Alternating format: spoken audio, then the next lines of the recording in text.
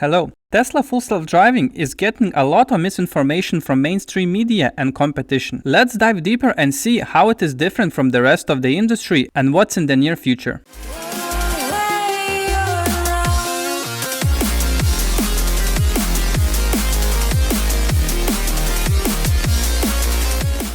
In order to understand how full self-driving works and is different from everything else out there, we need to understand some basics about artificial intelligence and machine learning. Machine learning is a subfield of artificial intelligence, which is broadly defined as the capability of a machine to imitate intelligent human behavior. So basically, it's a software that learns like a human instead of being programmed for every step.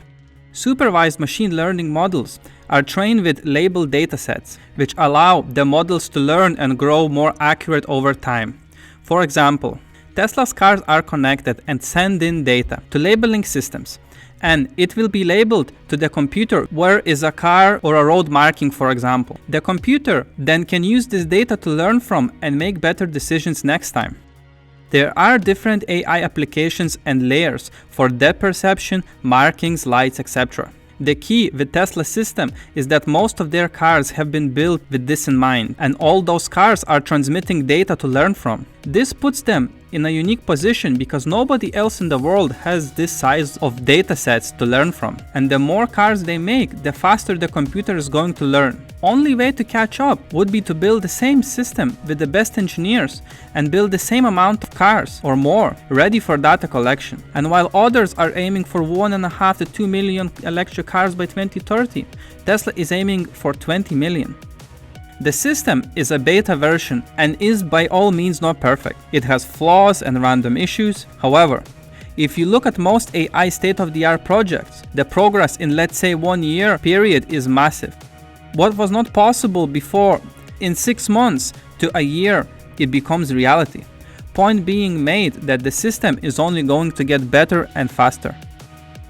How we navigate around the world.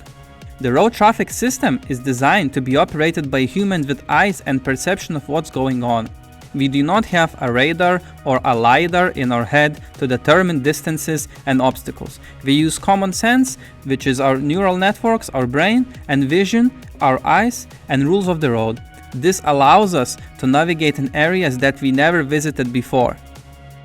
Why lidar approach and pre-mapped areas are not a scalable solution? Most other self-driving companies use a weaker form of AI to understand lights, markers, signs, cars, etc. But they are using pre-mapped, geo-fenced areas and are scanning everything with lidar to make sure they know where they are. Few problems with this. Lidar is way more expensive than cameras. Especially more early versions are taking up space on the roof of the car and are not aerodynamic, which will reduce the range of the car and look outright ridiculous. But the main issue with it is that it's not able to see smaller detailed objects and make sense of it as vision does. With that being said, the biggest disadvantage of this system is that the areas it operates have to be pre-mapped, and if there are any changes to the area, it has to be updated in real time. This means that it is extremely hard to scale this solution worldwide. Can they make a few cities work? Sure, maybe. But if you put the car into an unknown area, it's practically useless. That's where Tesla's vision comes into play. It is much harder to solve. Using AI for this task requires many different layers of AI combined working together and insane amounts of data to learn from. However, once solved, it's going to be a very generalized solution that can operate pretty much anywhere. It's basically a snowball effect. The more Teslas get built and are on the roads, the faster the learning will be.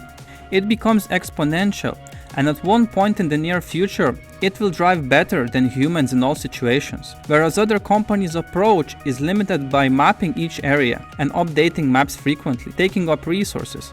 It's okay for local applications, but not a general, real-world solution. I hope this explains the difference between them. And as a bonus, guess what else Tesla will be able to use this FSD software for?